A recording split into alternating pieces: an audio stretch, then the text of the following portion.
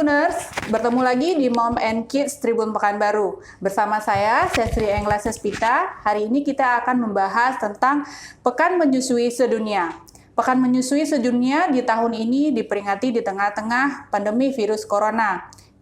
Pandemi ini membuat semua orang khawatir, tak terkecuali ibu-ibu yang sedang menyusui. Untuk itu, membahas berbagai macam hal-hal yang berkaitan dengan menyusui di pandemi virus corona ini, di studio Tribun Pekanbaru sudah hadir konselor menyusui, desainer grafis, dan juga penggiat menyusui di lembaga Puan, Dini Umairoh. Bersama Kak Dini nanti kita akan membahas banyak hal tentang Pekan Menyusui Sedunia dan juga seputar ASI.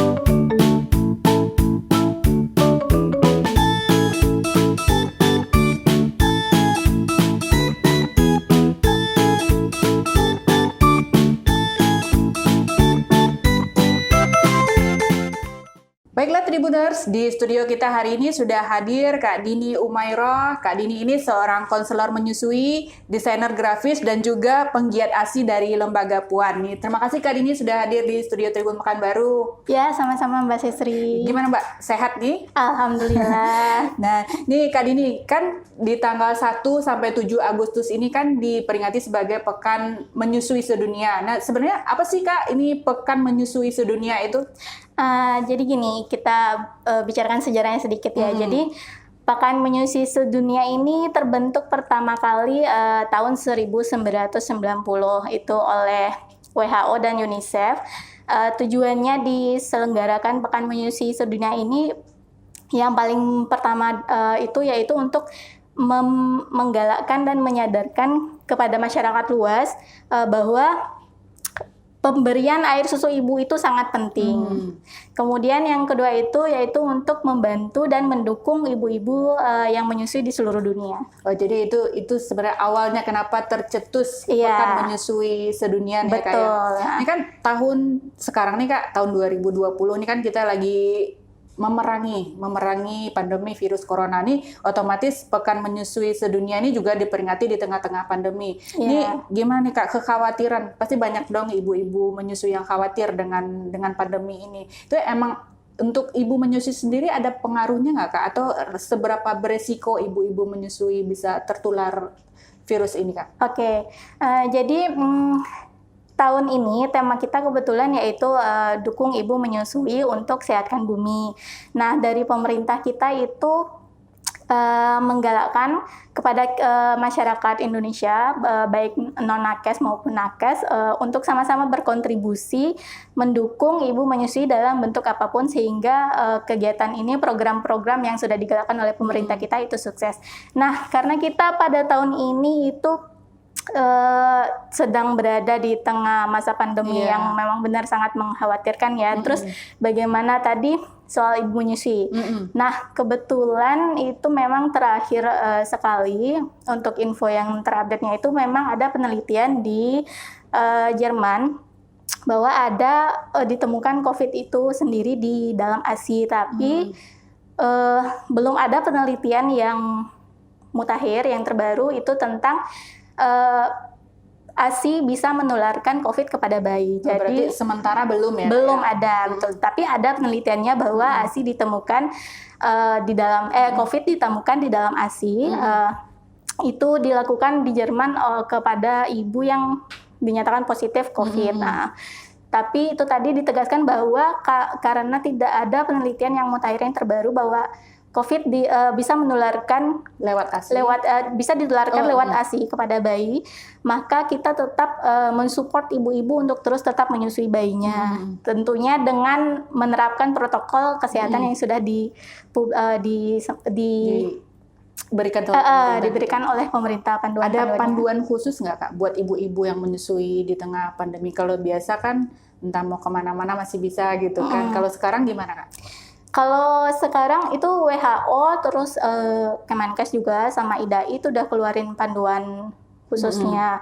Yang utama tetap menerapkan protokol kesehatan tadi, baik masker, terus cuci tangan sebelum dan sesudah, terus menjaga kebersihan, menjaga kesehatan pola makan terutama. Ya, jadi walaupun kita tengah berada di situasi pandemi, menyusui tetap berlanjut ya Kak ya, betul. dengan memenuhi protokol-protokol kesehatan gitu ya. Jadi untuk tema Pekan ASI Sedunia tahun ini itu tahun tadi ya. Tahun ini temanya itu dukung menyusui untuk sehatkan bumi. untuk sehatkan bumi. Nah, seperti yang kita ketahui nih Kak, nih ASI kan merupakan nutrisi yang terbaik untuk bayi nih Kak. Ini apa aja sih sebenarnya Kak keunggulan dari ASI? Kenapa harus digalakkan pemberian ASI pada bayi gitu? Keunggulan ASI itu banyak sekali ya, terutama untuk anak dan ibunya. Kalau untuk anak sendiri, yang paling penting itu ASI itu memberikan antibodi kepada anak. Itu tadi mengapa di masa pandemi ini kita tetap mendukung ibu untuk menyusui bayinya. Karena di dalam ASI itu ada sel-sel hidup antibodi yang bisa membantu anak untuk menangkal dari virus-virus itu tadi. Nah, kemudian yang kedua itu ASI itu mudah dicerna karena kan anak bayi baru lahir itu kan memang pencernaannya kadang ada yang belum sempurna, ada yang sudah sempurna. Nah, ASI inilah yang paling gampang diserap oleh tubuh bayi supaya bisa memenuhi nutrisi dan kebutuhannya. Nah, pemberian ASI ini sendiri gimana Kak? Katanya ada ASI eksklusif, terus harus dilanjutkan sampai berapa lama? Itu gimana? Betul. Kak? Nah, ASI eksklusif ini itu 6 bulan, itu dinamakan ASI eksklusif. Terus 6 bulan baru dinamakan eksklusif ya Kak? Iya, 6 bulan. 6 bulan baru dinamakan eksklusif. Kemudian dilanjutkan dengan sampai 2 tahun. 2 tahun. Iya. Nah, kalau ngomongin menyusui nih Kak, sepertinya nggak semua ibu nih Pak bisa menyusui dengan lancar gitu Kak. Biasanya kalau yang dari Kak Dini temui sendiri nih sebagai konselor itu apa-apa aja sih kendala-kendala dalam menyusui? Yang paling sering sih yang paling saya dengar nih kayak ini ASI kok nggak keluar, oh udah berapa hari ini setelah melahirkan nggak keluar ASInya, itu gimana Kak? Iya, memang umum sekali ya terjadi ya Mbak Sestri. Jadi yang paling sering itu klien-klien yang datang itu mengeluhkan ASInya kok keluar, ASInya kok sedikit, kemudian kok bayinya nggak mau menyusu, kemudian kok ASInya payudaranya bengkak, sakit, begitu. Itu yang paling sering, kendala yang paling sering dikeluhkan oleh ibu-ibu menyusui. Itu penyebabnya apa biasanya Kak? Penyebabnya macam-macam. Bisa dari si ibunya sendiri, bisa dari keluarganya, bisa dari anaknya. Jadi yang pertama itu untuk menyusui itu kita ada panduannya posisi dan pelekatan. Jadi pelekatan dan posisi ini salah satu yang paling penting proses menyusui ini bisa berjalan dengan baik gitu. Jadi dimulai kapan? Setelah melahirkan itu langsung disusui atau gimana Kak? Langsung. Jadi ada yang namanya IMD, IMD. inisiasi menyusu dini. Itu sesaat setelah dilahirkan langsung IMD dilakukan kepada ibu. Itu yang nanti merangsang bayi mau menyusu kepada ibunya. Berarti berpengaruh besar ya Kak? Iya, betul. Jadi sejak dia baru lahir sudah dikenalkan menyusu. Itu jadi gimana kalau tadi ngomongin posisi juga ya Kak ya? Nah, yang jadi kendala tuh sering posisi gitu. Posisi-posisi seperti apa yang dianjurkan untuk ibu-ibu baru nih, khususnya ibu-ibu baru? Oke. Kalau untuk posisi kita pakai bayinya. Oh, ini siapa Oh ya, ini kenalkan bunda-bunda ya, ini namanya si Boy. Si Boy ini anak keberapanya Kak? Ini anak kedua. Kedua ya. Jadi kalau untuk posisi dan pelekatan menyusui itu ada panduannya. Untuk posisinya itu pada saat menyusui itu kita menopang bayi itu dari punggungnya sini sampai bawahnya bokong, terus perut bayi dan perut ibu itu bertemu. Kemudian mukanya bayi itu berada di depan payudara. Jadi memang posisi ini menentukan keberhasilan menyusui. Iya. Jadi posisi seperti ini telinga, bahu, dan badan itu pada satu garis lurus. Ini sangat mempengaruhi bagaimana proses menyusui bisa berhasil. Kemudian yang kedua tadi pelekatan. Iya. Nah, pelekatan itu muka, mulut, terus dagu, bagaimana dia melekat menempel di payudara ibu. Nah, itu yang kedua yang juga menentukan proses menyusuinya bisa berhasil. Itu tanda-tanda pelekatan itu sempurna itu gimana, Kak? Yang paling terlihat jelas itu kalau anak menyusu di payudara suka ada bunyi gitu ya. Iya, Nah, itu berarti pelekatannya kurang sempurna. Bukannya karena dia ini. Bukan. Jadi kalau dia pelekatannya bagus, pelekatannya sempurna itu malah tidak ada suara bunyi kecap-kecap gitu. Nggak ada bunyi kecap-kecap. Malah kan pernah bilang juga, wah kalau bunyi kecap-kecap, wah enak banget deh nyusuinya gitu kan. Malah itu sebenarnya pelekatannya belum terlalu ke payudara. Tepat, ya. Iya. Oh, jadi memang harus ini ya. Sebenarnya bukan tepat nggak tepat sih, bukan salah tidak salah, tapi yang lebih maksimal. Lebih maksimal ya. Lebih maksimal. Kalau ada suara kecap-kecap yang seperti tadi berarti itu pelekatannya belum maksimal. Nah, ngomongin menyusui juga nih Kak, nih katanya kalau ibu lagi menyusui nih nggak boleh makan pedas, nggak boleh minum minuman yang begini, nggak boleh ini itu kan? Itu gimana Kak? Apa benar ada pengaruh makanan yang dikonsumsi oleh ibu pada ASI yang akan diberikan pada bayi? Nah, ini mitos-mitos yang sering banget di masyarakat kita ya. Jadi sebenarnya itu semua tidak benar. Misalnya nggak boleh makan pedas, nggak boleh makan durian, nggak boleh makan durian, terus nanas segala macam ya. Yang benar memang makanan itu berpengaruh kepada ibu jika dikonsumsi secara berlebihan. Misalnya cabai nih, terus dikonsumsi berlebihan kan bisa diare. Sekali makan sekilo gitu kan kasihan ibunya kan, kasihan juga anaknya. Terus kalau yang misalnya makan minum es, terus anaknya jadi demam, nah itu salah, nggak boleh. Tapi sewajarnya begitu. Terus mitos apa lagi ya yang sering makan cabai gitu ya. Nah itu memang di dalam batas wajar tidak apa-apa gitu. Tapi ada emang makanan tertentu nggak Kak yang bisa mempengaruhi ASI ke bayinya? Enggak, jadi syaratnya itu ibu menyusui harus makan sesuai dengan standar gizi yang seimbang tentunya, karena ASI ini kan mengambil yang terbaik dari dalam tubuh ibu. Tentunya kalau ibu tidak menjaga kesehatan dirinya sendiri, menjaga pola makannya, terus istirahat cukup, tentu sangat berpengaruh kepada produksi ASI-nya, terus kandungan di dalam ASI-nya begitu. Terus lagi katanya ada kalau pipi bayi merah-merah itu karena ASI-nya nggak bagus gitu. Bukan karena ASI-nya nggak bagus, tapi memang ada beberapa reaksi seperti itu. Reaksi kulit bayi itu kan memang sangat sensitif ya. Ada beberapa yang menimbulkan reaksi, ada juga yang tidak menimbulkan reaksi sama sekali. Oh, jadi itu emang ada reaksinya, berarti alergi apa gimana gitu? Bukan alergi juga sih. Kita sebutnya cuma reaksi berlebihan dari kulitnya, respon berlebihan gitu. Tapi itu sebenarnya nggak apa-apa. Cuma kita harus rajin rutin membersihkan setiap kita menyusui, terus bersihkan gitu. Jadi nggak menimbulkan reaksi yang berlebihan pada kulit bayinya gitu. Ini balik lagi nih Kak, nih ngomongin menyusui ini kan. Sebenarnya menyusui ini memang hanya ibu aja atau gimana Kak? Atau ada pengaruh juga nggak gitu kan, lingkungan sekitar, entah itu ayah, ibu, atau emang itu jadi tugasnya ibu saja untuk menyusui? Oh enggak. Sekarang slogannya gini, bikinnya berdua, merawatnya juga berdua. Gitu ya, ya kan? Jadi memang yang menyusui itu ibu, tapi ibu tetap membutuhkan dukungan dari suami, dari keluarga, dari orang tua, dari teman, seperti itu. Jadi memang yang menyusui ibu, tapi butuh juga support system agar proses menyusuinya berjalan lancar.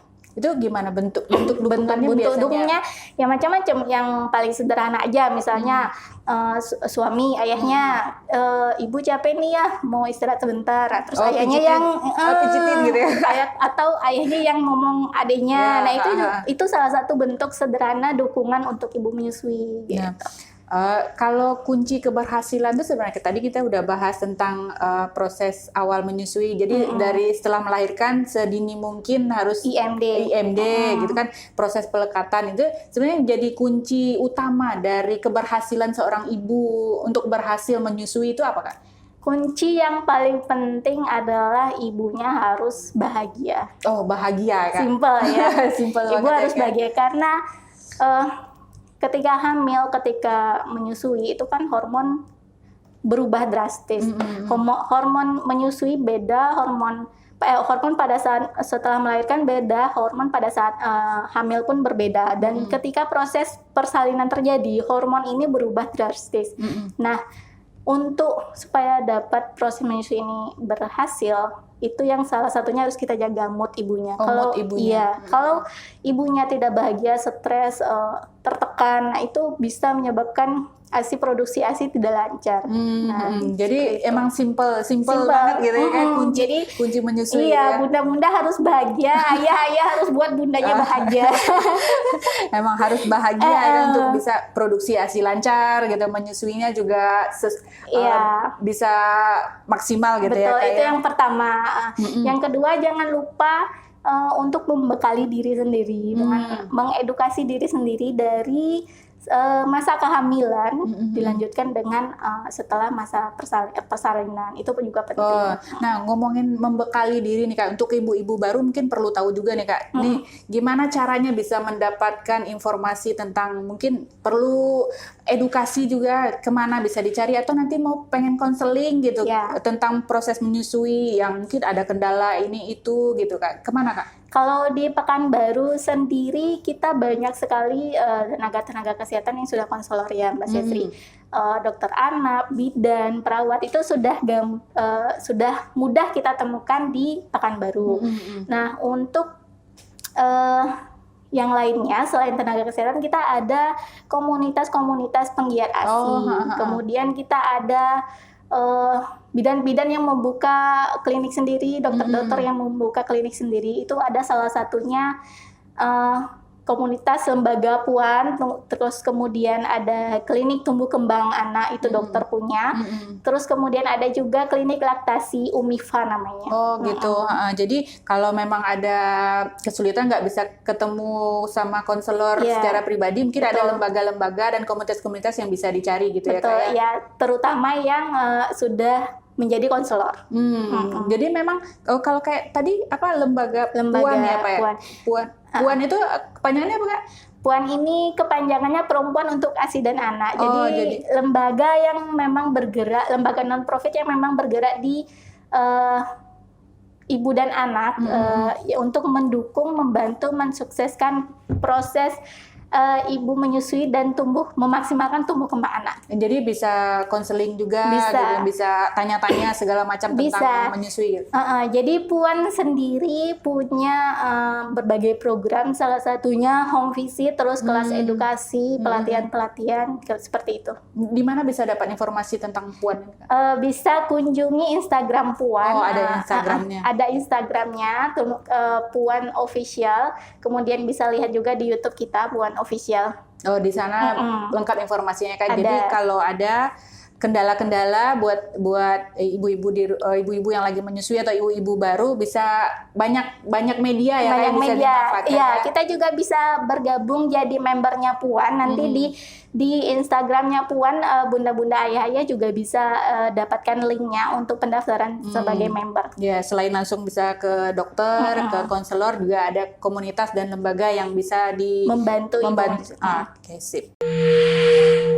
Ragam informasi terkini kami hadirkan tiada henti. Simak tribunpekanbaru.com. Oke Tribuners, masih di Mom and Kids Tribun Pekanbaru dan juga masih bersama Kak Dini nih. Terus lagi nih Kak, kita kan udah bahas nih macam-macam tentang ASI tadi. Nih kalau untuk ibu yang bekerja nih gimana ya Kak? Ini kan harus bekerja 8 jam, 7 jam, 8 jam meninggalkan si kecil di rumah. Nah gimana untuk tetap bisa memberikan ASI secara maksimal pada bayi? Jadi gini, ibu pekerja, khusus ibu pekerja ya. Ibu pekerja ini kan digalakkan programnya oleh pemerintah untuk bisa mendapatkan cuti melahirkan dan menyusui. Itu biasanya rata-rata 3 sampai 6 bulan. Kalau di Pekanbaru kayaknya 3 bulan ya rata-rata ya. Jadi sebisa mungkin untuk ibu pekerja masa cuti yang ini kita manfaatkan untuk mempersiapkan ketika nanti kita kembali bekerja dan meninggalkan buah hati selama jam kerja. Nah, di masa yang 3 bulan ini kita belajar bagaimana bisa memberikan ASI perah kepada bayi, kepada anak, kemudian bagaimana memanajemen ASI kita supaya tidak drop produksinya. Karena kan kalau tidak disusui oleh bayi, otomatis nanti produksinya bisa berkurang drop. ya. Begitu. Itu mulai dari kapan Kak? Misalnya masih ada sisa 2 bulan lagi mau bekerja, itu sudah harus dimulai atau gimana? Maksimal sebulan sebelum memulai masa kerja, sebulan minimal, maksimal sebulan sebelum itu kita udah persiapkan diri sendiri dan anak kita, kemudian orang yang akan membantu kita, biasanya kan nenek ya, nenek atau misalnya punya perawat bayi sendiri. Nah itu kita harus latih orang-orang ini bagaimana memberikan anak kita ASIP tadi. Jadi kalau untuk memerah ASINya gimana Kak? Nah, kalau untuk memerah ASINya ini kita masuk ke manajemen memerahnya tadi misalnya, supaya ASINya ini nggak drop, kita sesuaikan dengan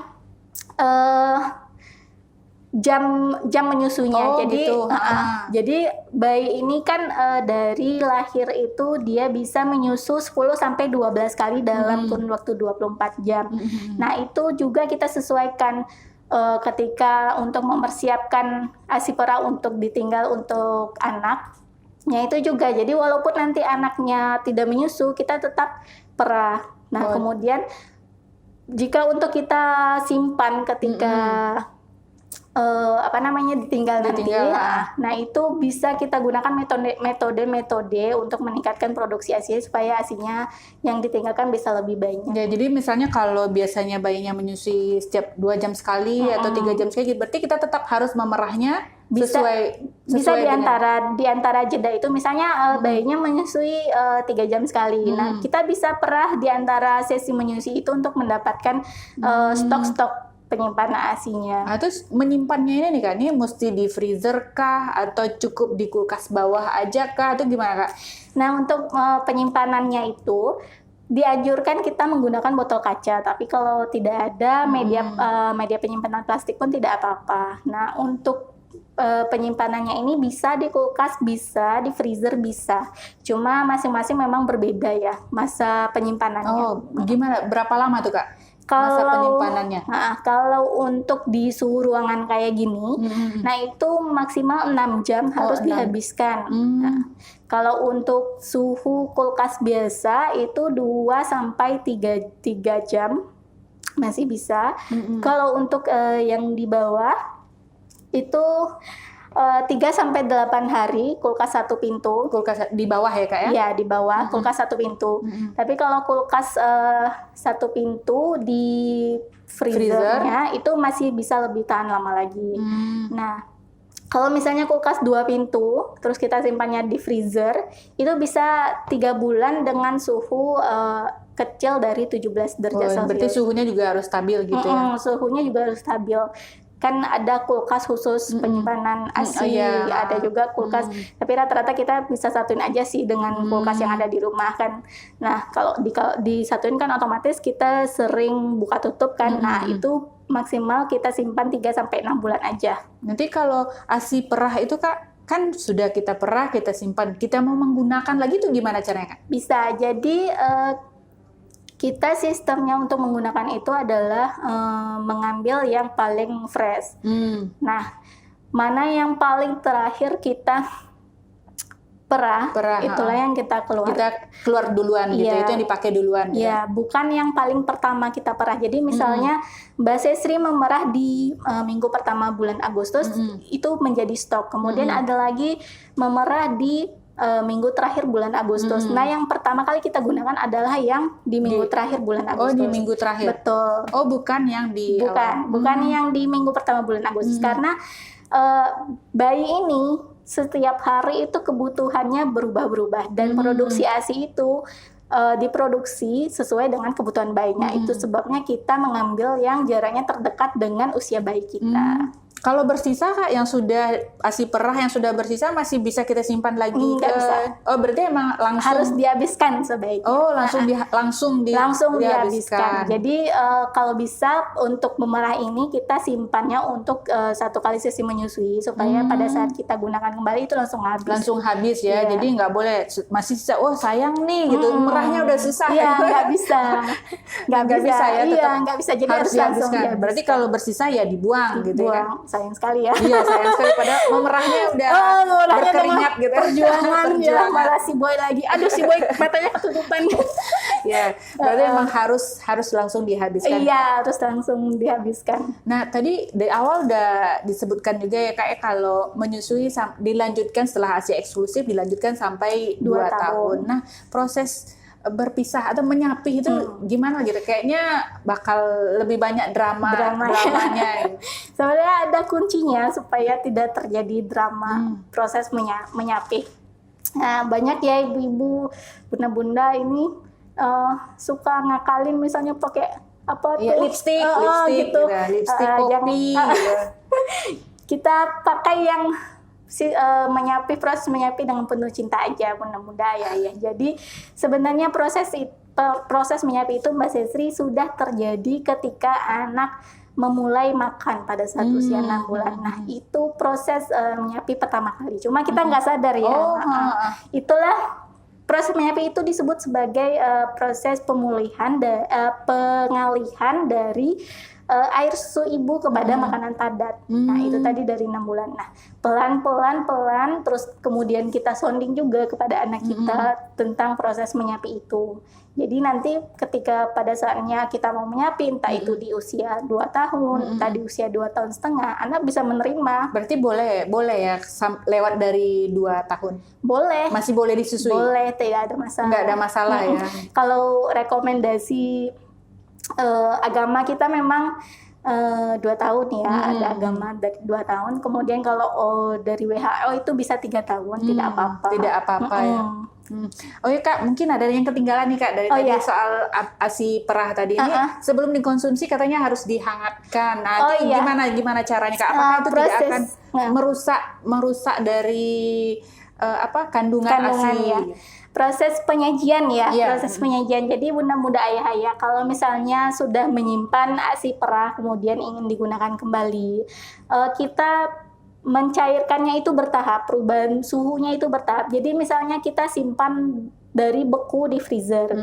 Untuk digunakan besok kita turunkan malam ini. Kita turunkan ke bawah malam ini sampai dia cair, kemudian baru 12 jam terus kemudian baru kita pindahkan ke suhu ruang. Suhu ruang. Kalau misalnya anaknya doyan dingin-dingin kemudian itu udah cair, asinya nggak apa-apa langsung diberikan. Berarti nggak mutlak harus dihangatkan apa gimana malah gitu. Itu kan bisa merubah kandungannya proses suhu itu. Makanya nggak apa-apa kalau anaknya suka doyan dingin nggak apa-apa, tapi kalau anaknya doyan hangat karena ASI kan hangat ya, anaknya doyan hangat itu nggak apa-apa, kita taruh di wadah, kemudian ASInya kita taruh di gelas, dihangatkan sebentar baru diminumkan. Ya kalau suka dingin boleh dingin, dingin. Kalau ini boleh dihangatkan. ASI yang diproduksi secara alami dari tubuh ibu memiliki kandungan nutrisi yang sangat penting untuk tumbuh kembang bayi. Tidak hanya untuk bayi, memberikan ASI eksklusif juga memberikan sejumlah dampak positif. Tahun ini, Pekan Menyusui Sedunia mengangkat tema tentang dukung menyusui untuk bumi yang lebih sehat. Proses menyusui memang bukan hal yang mudah dan lancar. Untuk itu, perlu keyakinan ibu dan juga dukungan dari sekitar, baik itu keluarga dan juga pihak lainnya. Banyak lembaga-lembaga dan juga komunitas yang bisa dimanfaatkan oleh para ibu-ibu baru dan ibu-ibu menyusui jika mengalami kendala dalam menyusui. Terima kasih Tribuners sudah setia di Mom and Kids Tribun Pekanbaru. Terima kasih juga Kak Dini dan juga Sama-sama. Boy. Terima kasih Boy untuk kedatangannya hari ini bersama Mom and Kids Tribun Pekanbaru. Jangan lupa saksikan Tribun Pekanbaru News Update pukul 5 dan juga follow Instagram, Facebook, dan YouTube channel Tribun Pekanbaru. Saya Sesri Englasespita pamit. Assalamualaikum warahmatullahi wabarakatuh. Waalaikumsalam. Dah.